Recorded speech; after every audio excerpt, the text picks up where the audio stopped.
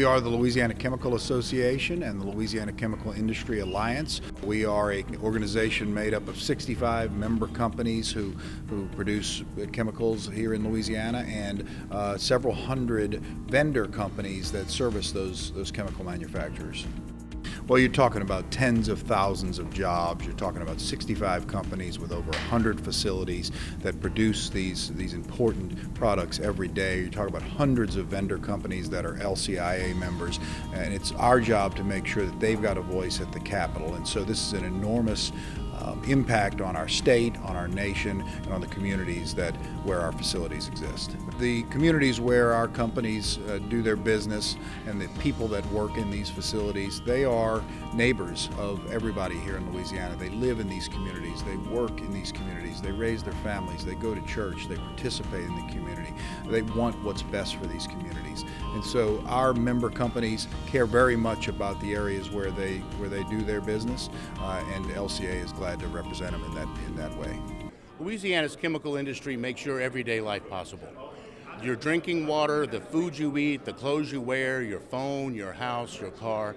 Over 90% of the things you interact with every day are directly responsible from the chemical industry here in Louisiana. These small little plants make your everyday life possible, your quality of life what it is. Without us, I hesitate to think and shudder to think what life would be like without clothes, without food, without clean drinking water.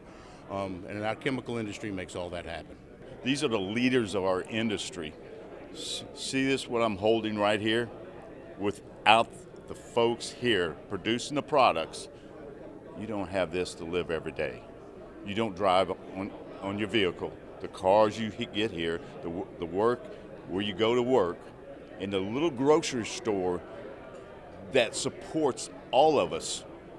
One person in the industry supports 6, 7, 8, 9 folks in the state of Louisiana. The Louisiana chemical industry is important because it provides things that we need for our everyday life, or the building blocks for those things that we use in our everyday lives. I am a product of our industry, having grown up in the state, becoming a chemical engineer and being able to participate in that industry. It's brought a lot to my family, and we could not live our lives as we do today without the products that we make in our industry here in Louisiana. Our industry has actually been leading environmental protection in collaboration with EPA and other agencies. We are really proud of our proactive approach to the opportunity, right? If you look at our history, we have contributed to cleaner air, cleaner water, sometime out of our own initiative. And as far as Dow goes, we've been in this sustainability and environmental journey ever since the mid-90s. And every 5 or 10 years, we keep giving ourselves targets that often go beyond what governments and regulations prescribe for us.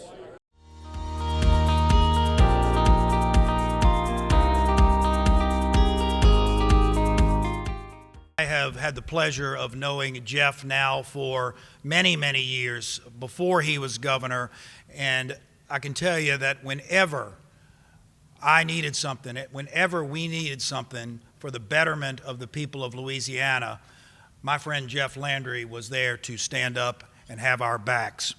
So it gives me great honor to introduce him. Would you please help me welcome our friend, the governor of the great state of Louisiana, Jeff Landry. Jeff.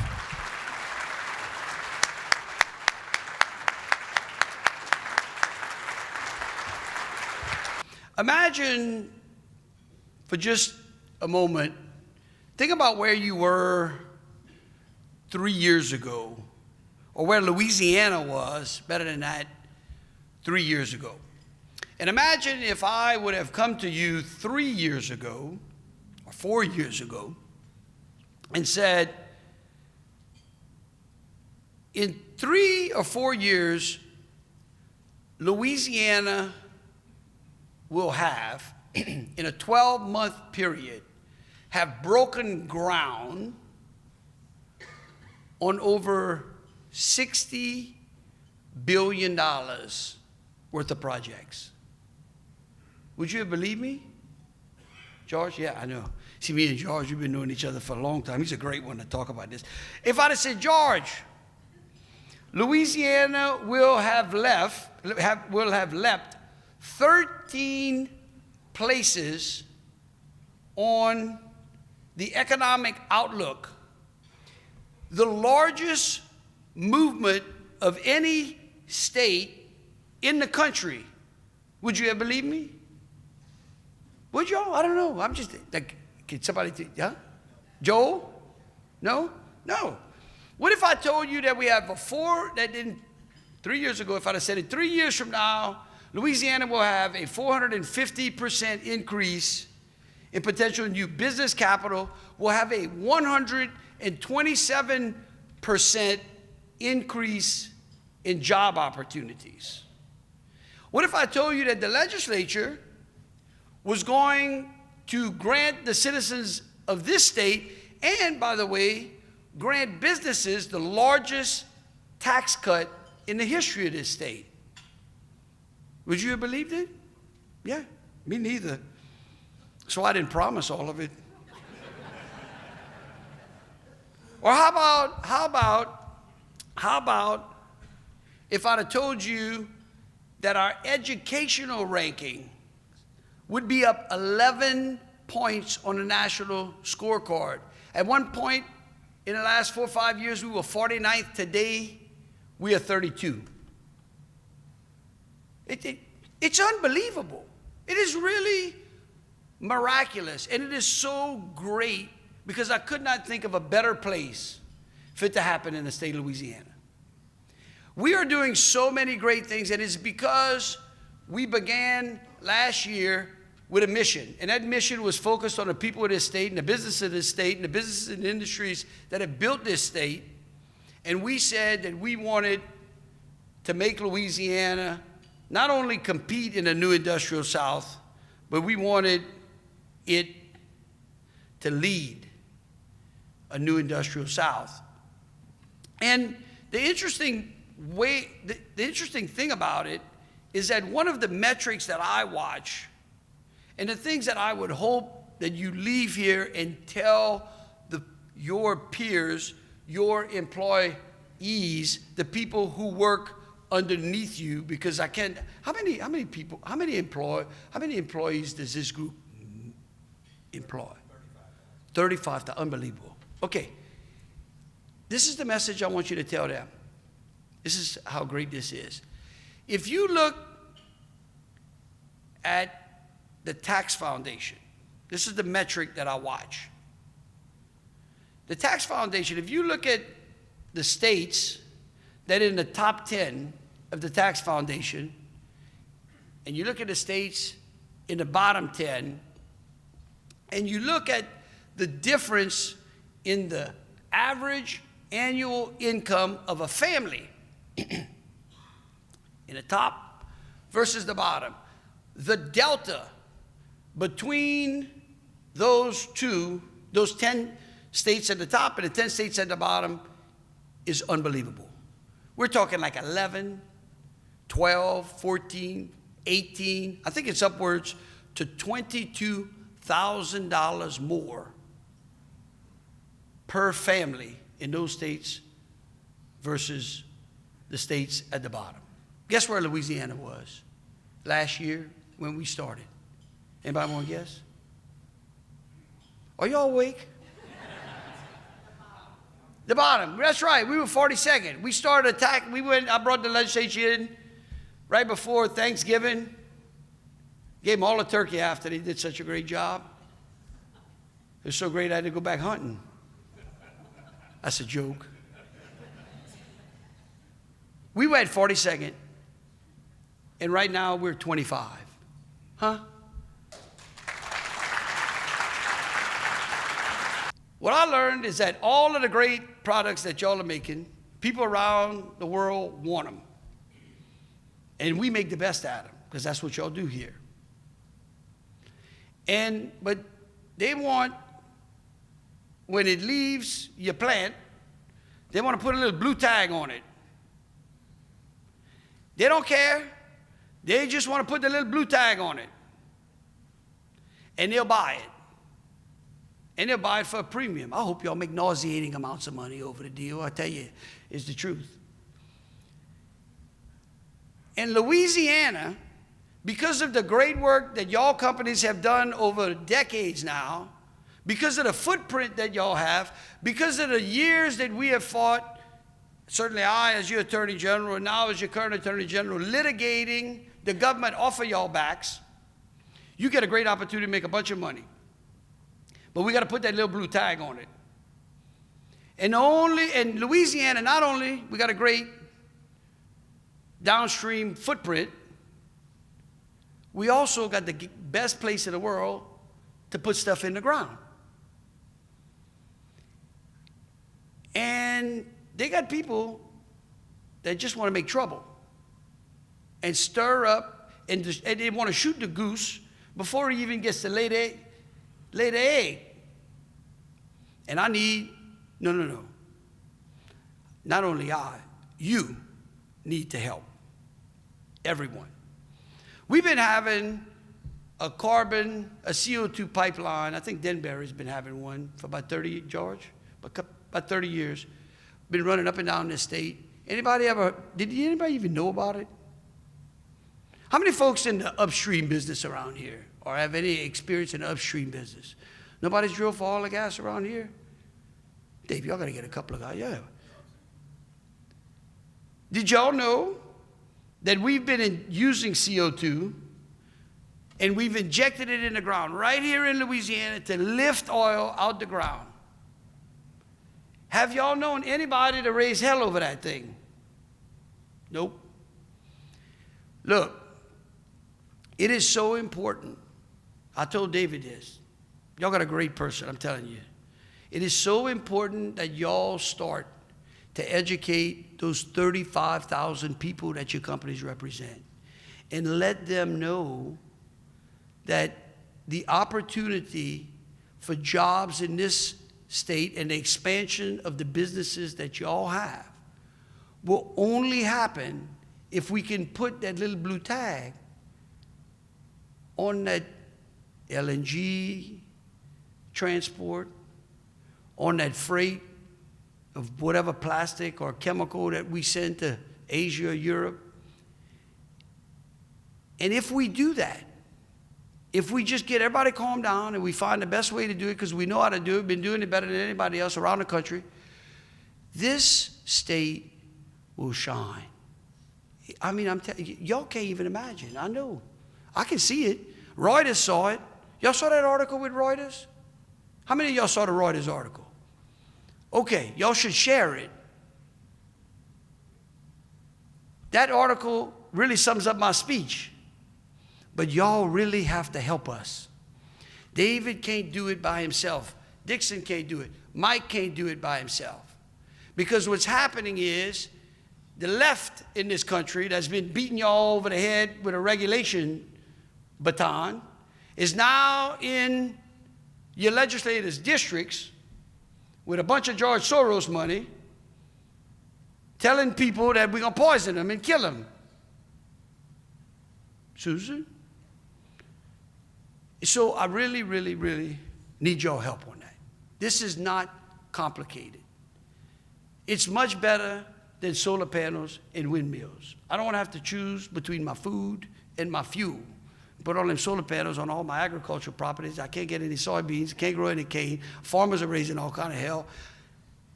I'm looking for some relief. So I need y'all. David, I'm asking. The one thing that I came here today more than anything else was to plead with you all to work in this association and to find a way to just simply start moving that message. You don't have to do it, with lights and sirens, but you have to start educating the people that work for y'all. Okay? Is that a deal? All right.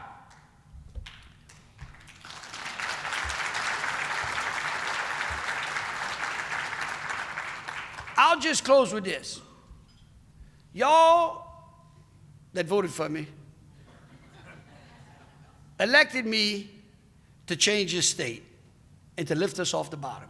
And I've just walked through all the statistics under which we are doing exactly that. And the great thing about Louisiana and its people is that we are people that again and again, no matter what the challenges that confront us are, we never quit, and we never quit trying. The people in Louisiana are people that never say it can't be done. We find a way when others see no way.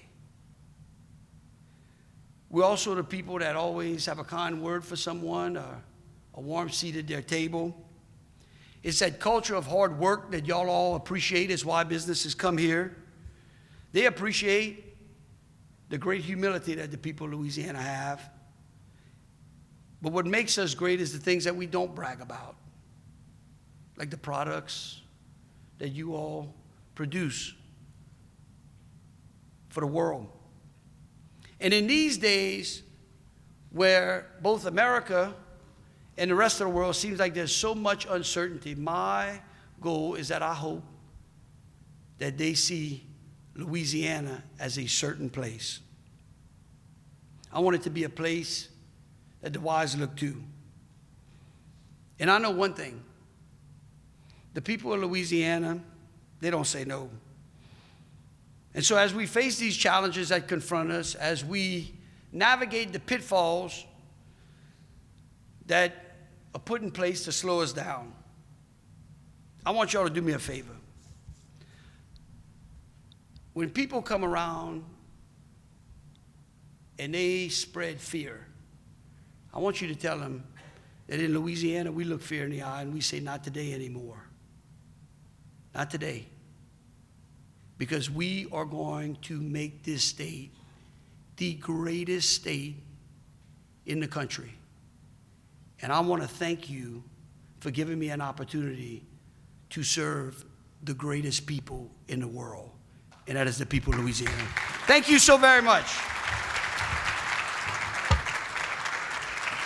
Look, the great message today is all of the great things that are happening. I mean, we're seeing record job opportunities in Louisiana, record investments. I mean, it's actually been unbelievable. I mean, never before has the state of Louisiana had so many projects. I mean, large projects. I mean, we got the largest construction project going on in the whole country right now. We've got over $60 billion worth of investment that has been announced in Louisiana. And so our message today was that we got some great things. So we're seeing our metrics, we're seeing ourselves lifted off of all of the bad lists and moving to all of the good lists. And so our message today was to let them know all of the great things that we're doing.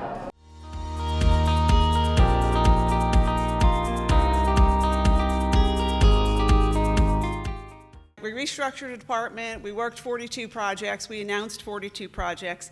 There was another really important thing that we did as an outcome of that restructure.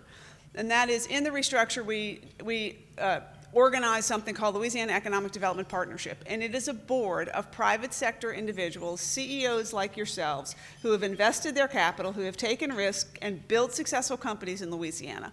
We now have a board of 11 of those people from all over the state, regionally representative, who drive the vision for and the mission for our department.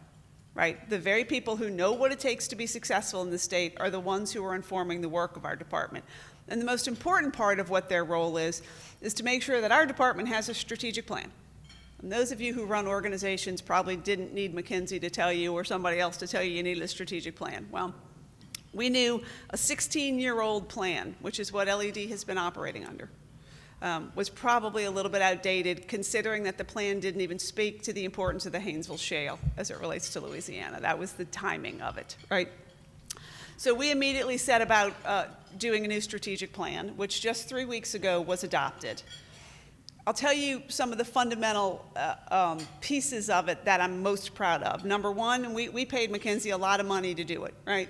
Wisely, not wastefully, for two reasons. Because McKinsey has a global view. They know what the global economy looks like, but they also have research ability globally. But we also partnered with a local Louisiana firm who also understood Louisiana nuances. And we did this from the regions up instead of Baton Rouge down. The first recommendation that McKinsey made to us was they said, you Louisiana, not you LED, you Louisiana need to take that whole of government approach you did for Meta, and you need to formalize that. You need to build a formal system around the way you operate, be it DOTD, be it DEQ, be it DENR, be it LED, be it the legislature, be be it the PSC, right? All the critical components, local governments, all of that, the reason we made Meta successful can't be just because of leadership and relationships. It has to be structural. So the number one recommendation was formalize it. Do everything you can to make your state government do that. That's number two.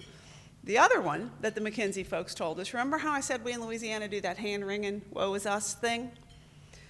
The McKinsey consultants were shocked to find out that the reputation of Louisiana is actually worse inside Louisiana than it is anywhere else.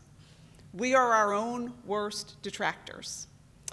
And so the second recommendation they made was that we needed to invest a significant amount of money and time and effort in what they called the Louisiana Opportunity Campaign. And that's to tell the story of the Louisiana opportunity to the world, but it's also to tell it to our citizens. So that 8th and 9th and 10th graders know they have the ability to stay in Louisiana, get a certification, or get a 4-year degree, get a great job, support their families, build the life they want, do it all at home, happily and proudly. And that Louisiana Opportunity Campaign has to be a long-term effort, and it has to be a sustained effort, because that, at the end of the day, is the only way we're going to stem this tide of outmigration and losing population, and it's how we're going to bring people home, but it's how we're going to keep people home. So those were the two statewide initiatives that ironically aren't what you would think would be in a typical economic development plan. But then we got the traditional economic development plan too. 7 sectors, none of these will surprise you, right? This is the part I didn't need to pay McKinsey for, but I appreciate their work. But this is the part that I love best, the number one priority sector for us, and it's really important to all of you in this room, and these words matter. They call it energy and process industries. What would we have called that 5 years ago?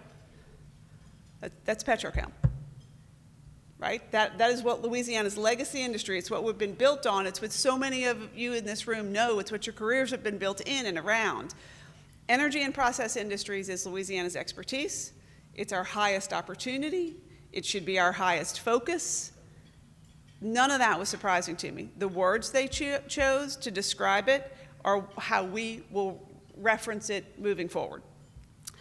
Warehousing and logistics, number 2, also no surprise. You've got the Mississippi River cutting through the middle of your state. You've got 6 Class A railroads. You've got the interstate system. We have an infrastructure that most states don't have, quite frankly. So warehousing and logistics, agribusiness, aerospace and defense, professional services. Do you know there are pockets of places in this state, East Baton Rouge is one of them, that have more engineers per capita than most other places? Nobody knows that about us, right? So professional services, technology, and life sciences. But the technology piece is critical because the other thing that they said is that, in many plans, there are states that want to do innovation or technology as a sector. But what they suggested is they said, don't do it as a sector here. Innovation needs to be the overlay of everything you do.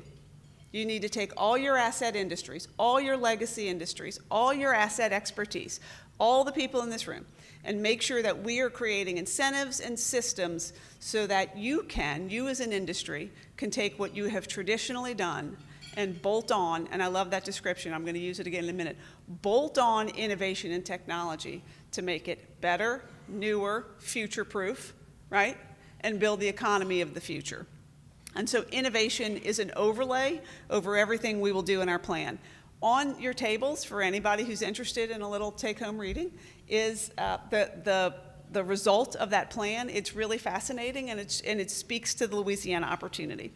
And so before I wrap up, I actually want to refer back to an article, David, I think you sent it out to your membership a day or 2 ago, and I'm quite sure the governor's going to mention it too.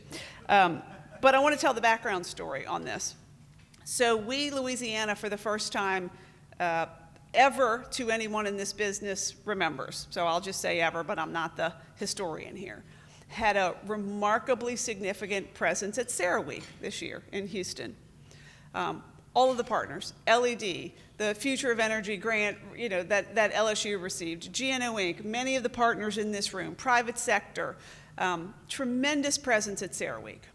And frankly, having never been, I just sort of did we sure, the juice is worth the squeeze here. But once I got there and spent 4 days there, first of all, I was sure of it. But secondly, at one point, somebody, it might have been my communications team or the GNO Inc. communications team, said, look, there's a guy from Reuters who just wants to come and talk to you. He's not writing an article. He just wants to know why Louisiana's here with so many partners and why Louisiana's here taking such a major play in the energy space. And so I sat down with them for about 45 minutes, and we talked purely on background, purely off the record, about everything I'm telling y'all, this opportunity for Louisiana.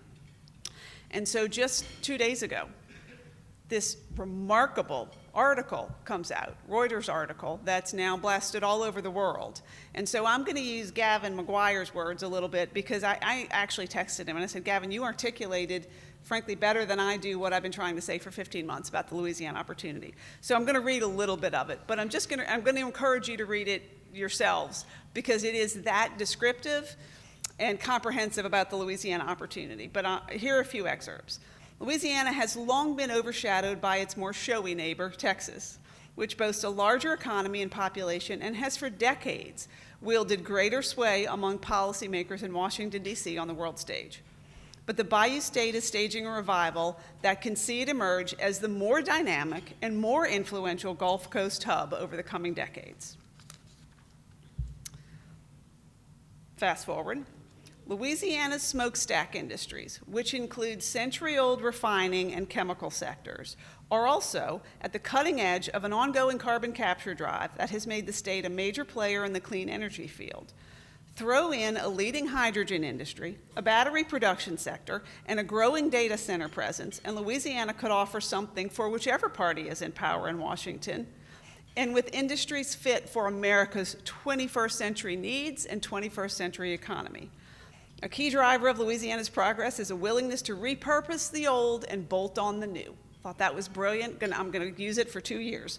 And that philosophy extends beyond bricks and mortar industry to marketing pitches and business mission statements. At the end of the day, I'm just going to end with this. That may help Louisiana emerge from the shadow of Texas, where strained grids and volatile power prices are common, and establish itself as the new critical hub for America's future energy and industrial needs. I'll take that all day long. Thank you all very much for having me today. My message is really about making sure that everyone has a clear line of sight about what the Louisiana opportunity is.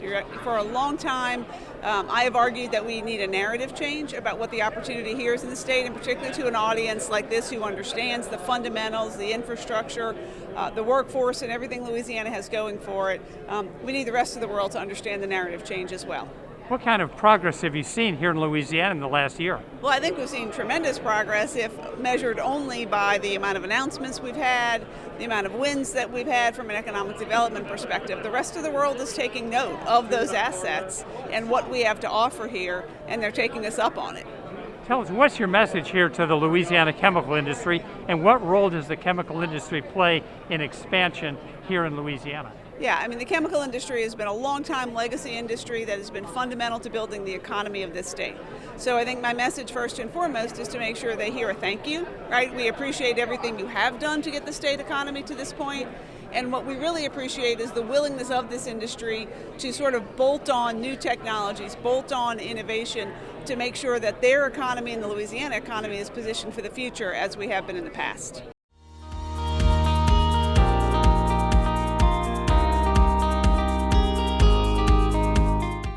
The history of the department with the Office of Conservation has sort of been, conservation was shoehorned into the department.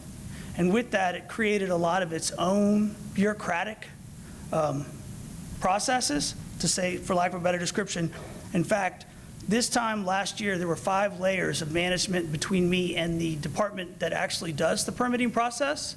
They're all gone. So there's only been replaced by one person, and it's someone that I'm very confident in what they can do. And a lot of that has not necessarily come from changes in the approach. It's just the lack, or we don't need that same resource anymore because of some changes which I'll get into.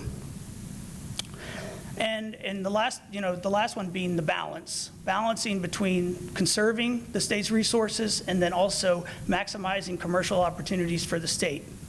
So, and the reason I think that that's important through this process is because historically there's been a firewall between the Office of Conservation and the rest of the department with that exact purpose in mind. And I believe I mentioned this last year, but they would reference a constitutional amendment that had been passed in 1921 that required they stay separate. In fact, the constitutional amendment had been repealed in 1973. It was just a statutory reference that they had indoctrinated amongst the agency to believe that that separation still needed to be there, but it had actually been written out of the law a long time ago. And so as you start to identify those types of opportunities to cohesively approach problems, you just have to be prepared on how to separate regulatory from commercialization.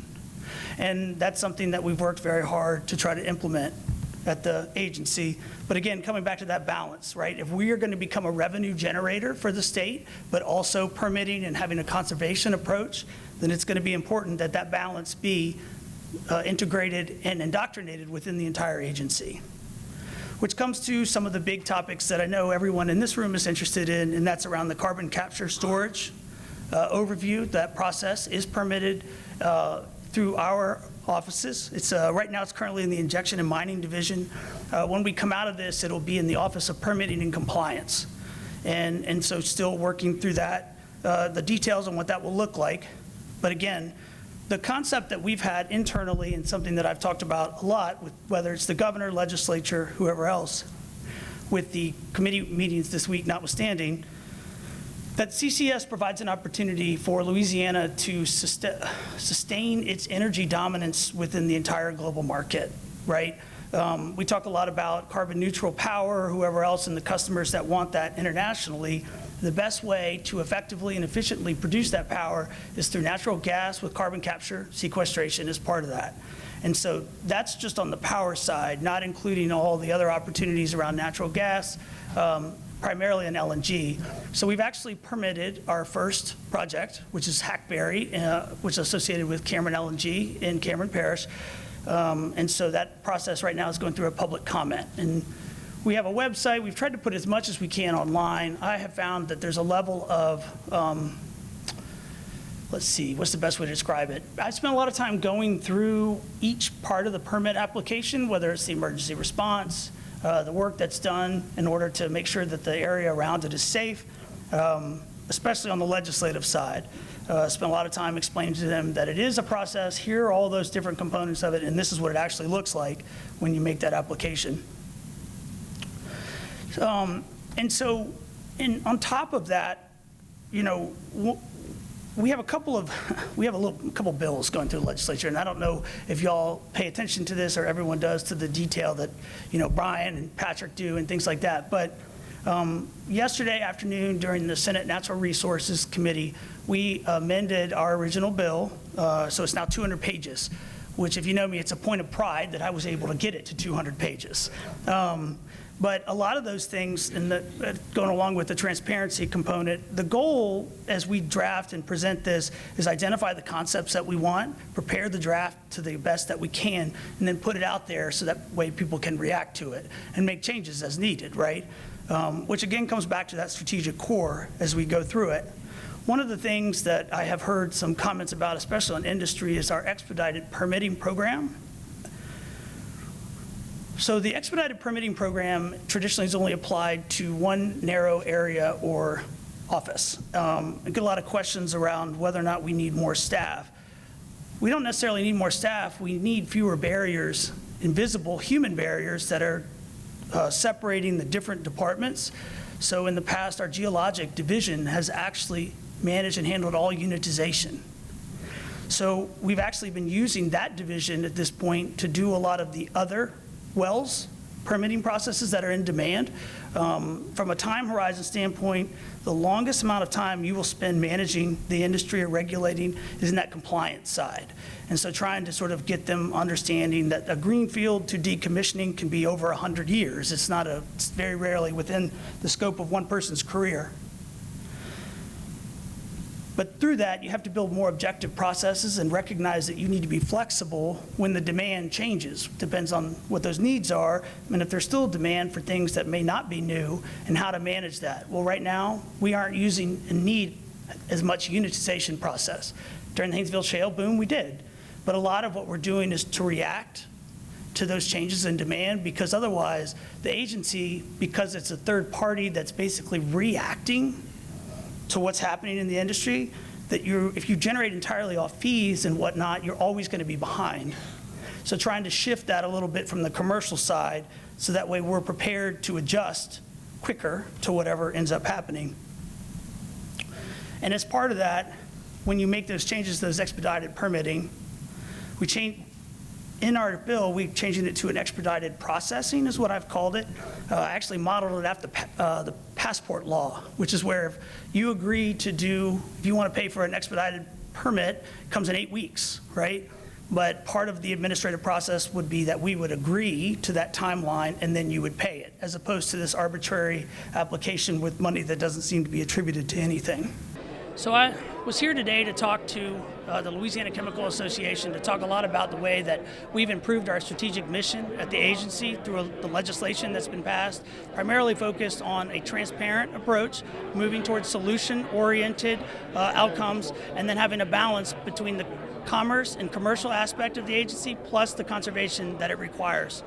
You talked a lot about balance and also to be able to accommodate both environment and growth. Tell us a little bit more about that.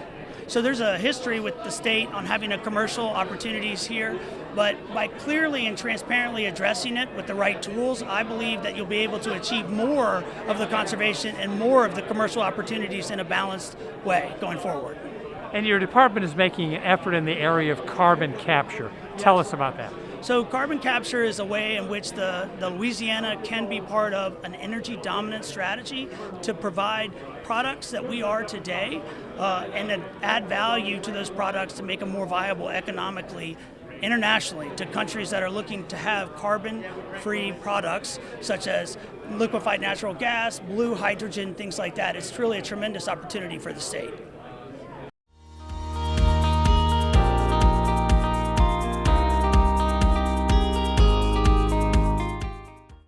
As you likely know, and we'll talk about today, there is no shortage of activity that can consume our time with state, federal, and an emphasis on global advocacy. And like LCA, ACC works really hard to identify and advocate for the priorities of our members. I'm one of these people that thinks I'm really tired, but then when I lay down to go to sleep at night, I can't turn my brain off. And I think that this slide is actually what my head looks like when it hits the pillow every evening, and I suspect that a lot of you kind of operate that way too. But there's been a lot going on, and there's certainly plenty to think about. Donald Trump's been president now for just over 100 days, but if we're honest with each other, it feels like it's been a lot longer. I mean, it sure does, at least from my perch in DC. While state affairs is my comfort zone and what I would normally say is where the fast-moving policy action happens, longtime DC insiders are acknowledging that the Trump 2.0 administration is like nothing that they've ever seen before. From the moment that he won the election, he crowded out the sitting president as irrelevant. His allies are a little bit confused. The Democrats are rudderless and kind of spinning, and we're just trying to keep up. So, and I think we're doing a good job of that, but it does take a lot of effort. It's dynamic.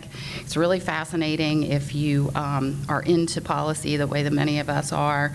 And it's an unusual situation. Oh, there he is.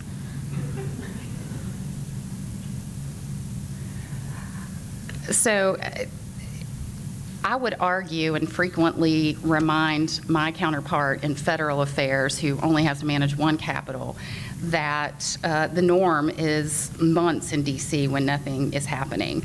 And but that's just not been the case. I mean, the last few months, it feels like we've had a decade of activity go by. And this is sort of representative of that. Just in the first 30 days, the new Trump administration moved faster and further and more aggressively to transform government than any other president. I mean, it's a shock and awe strategy that I think comes from lessons learned over the first term in 2017 and 2020, and then 4 subsequent years of planning and maybe a little bit of stewing about, how he would reorient things with the second administration. But looking at the numbers today, moving into earlier this week where we we hit the 100-day mark. Trump has issued an incredible 130 executive orders in those first 100 days. Like that first 30 days, it's a record-breaking number. He's hit the mark higher than any other sitting president, including FDR, who long held that record as he implemented the New Deal. So nearly a quarter of those executive orders are related to federal government, including agency accountability provisions, but nothing seems to be off limits. From DEI and foreign affairs, border policy and climate, and of course tariffs, everything appears to be on the table in the Trump 2.0 administration.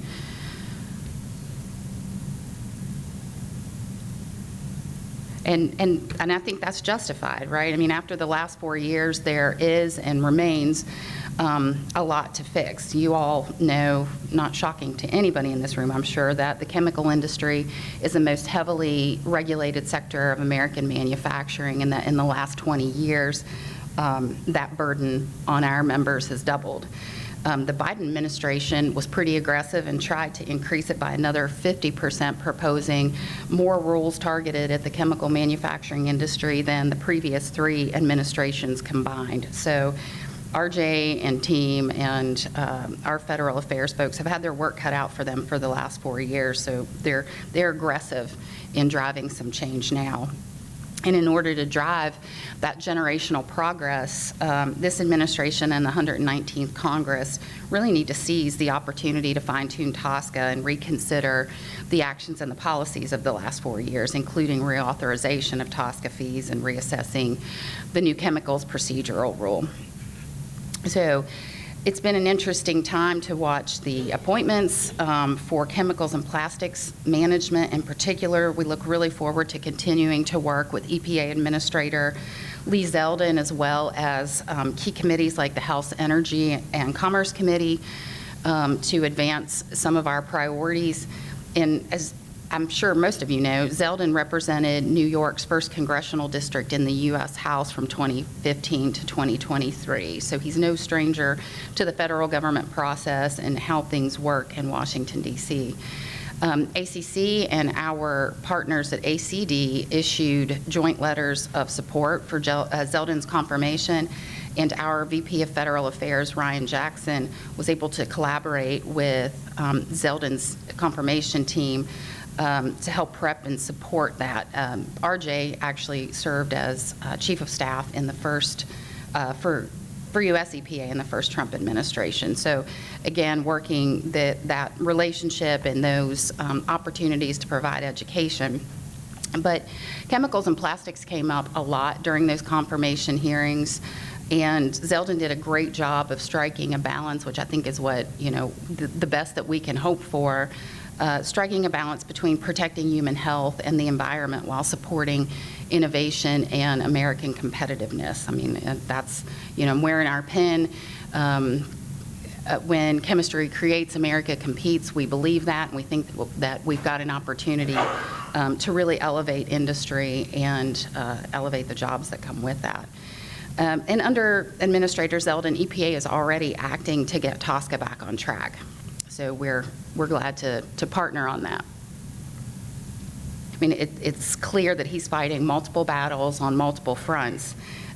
He's acting like a man that has 18 months to do about 4 years worth of work, and I think that's probably justified, given the fact that driven by congressional elections and a possible flip that could lead to more investigations and maybe impeachment efforts, the shelf life for progress could be quite short. So the challenge that we see with that, and again, our folks are more tuned into in Washington, is that DC usually has the bandwidth for one big policy at a time.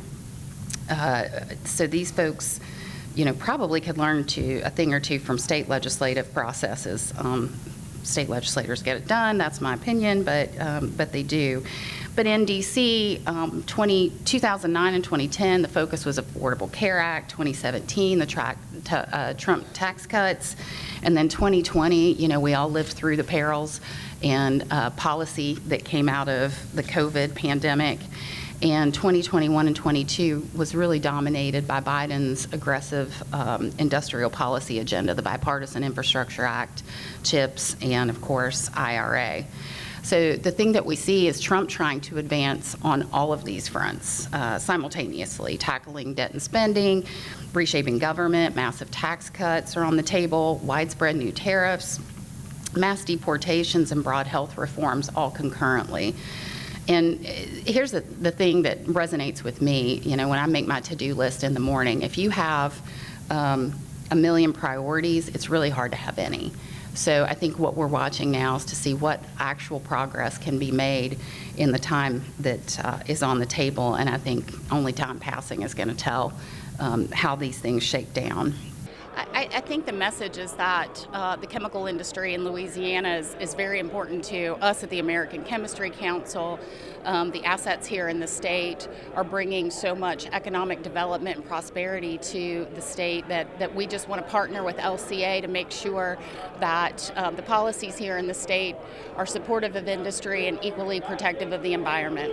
What do you want the public to know about the importance of the chemical industry and what it means to people's everyday lives? Sure. I mean, the chemical industry plays a role in everything around us. We provide the base materials and the chemistries that go into everything from the cell phone that you use to the glasses you wear, helps preserve our foods and provide economic prosperity. So I think it's everywhere. And when we talk about what it means to our everyday lives, it's innovative. It gives us the basis for the modern world that we live in today. And again, we think there's an opportunity to continue to grow that and also make the improvements that our industry continues to make in the environmental space with cleaner air and cleaner water.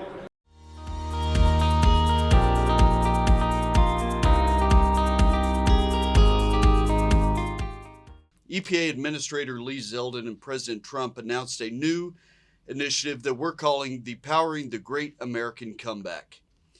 This plan consists of 5 pillars that will guide EPA's work to not only protect the environment and public health, but also grow the economy. And Louisiana and the chemical sector will be playing a vital role in this. The first pillar is to push for clean air, land, and water for every single American. The second is to restore American energy dominance. The third is permitting reform, cooperative federalism, and cross-agency partnership. The fourth is to make the United States the artificial intelligence capital of the world. And the fifth pillar is protecting and bringing back American auto jobs. The Great American Comeback and its 5 pillars all support the President's executive order, Unleashing American Energy, where he outlines a bevy of new policy goals. And yesterday, I'll note, marked the first 100 days of the administration, and we've made great progress on these goals, not only nationally, but also right here in Region 6. The first pillar, pushing for clean air, land, and water for every American, returns our agency to its core mission as mandated by the U.S. Congress. Every American should, without exception, have access to clean air, land, and water, and we're doing just that. Conservation will continue to be a high priority, which hunters, fishermen, outdoorsmen like myself, and many more are sure to appreciate. In Region 6, the vast majority of the nation's oil and gas is extracted and produced right here in Louisiana, as well as a good chunk of the nation's chemicals, as all of you know. The second pillar, restoring American energy dominance, seeks to achieve multiple goals to better protect the environment, spur the economy, and safeguard national security. During President Trump's first term, emissions went down as energy production went up. So we've seen that we can both protect the environment while restoring energy dominance. Additionally, advancements in environmental technology, and innovation have only strengthened here at home.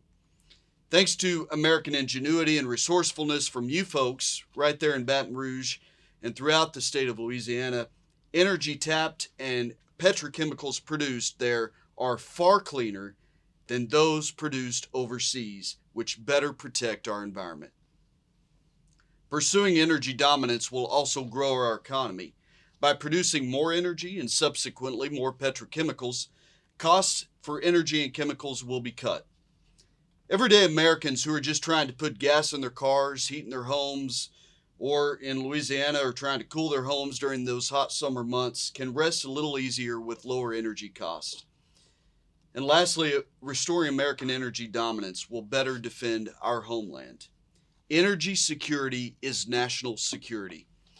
We'll no longer have to rely on energy sources from adversaries, but can tap into the abundant resources that we have right here at home.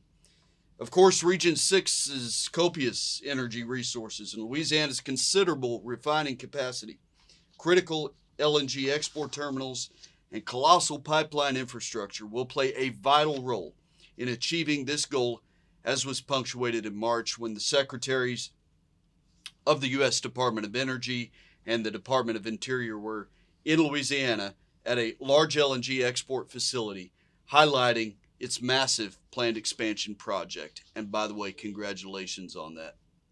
We all have a focus on protection of the environment.